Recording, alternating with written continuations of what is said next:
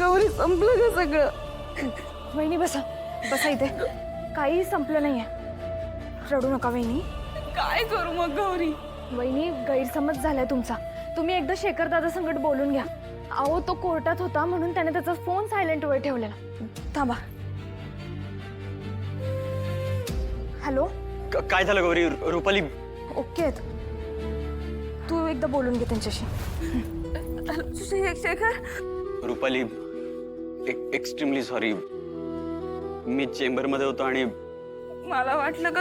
रुपाली वेडी आहेस का तू? आईचं ऐकून मी दुसरं लग्न करीन असं वाटूच कसं शकतं तुला? तेव्हा काही सुचत नव्हतं मला. लय घाबरल्यासारखं झालेलं.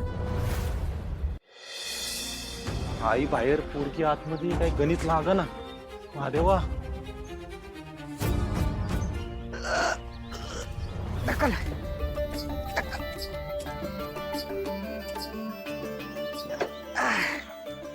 शंकर दादा इकडे का बोलवलं? आणि वहिनीला कुठं सोडलं? काय सांगू तू मसनी कुठं सोडलं वहिनींना? मी सांगतो ते ऐका. पेट्रोल संपलेलं गाडीचं. टाकी फुल करून आणली. खानावळीत जाऊन गाडी देऊया. वहिनींवर मस्त इम्प्रेशन पडेल. आत आहेत. आता वहिनी आता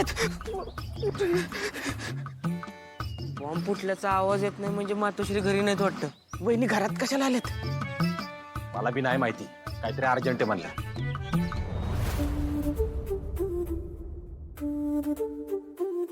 वहिनी एक सांगू.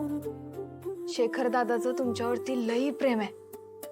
तो तुम्हाला आयुष्यात कधी एकटं सोडणार नाही याची गॅरंटी देते मी तुम्हाला. गौरी तू आलीस आणि माझ्या जीवात जीवाला बघ. थँक्यू. एका अटीवर मला वचन द्या. तुम्ही तुमचा जीव द्यायचा इथनं पुढं कधीच विचार करणार नाही.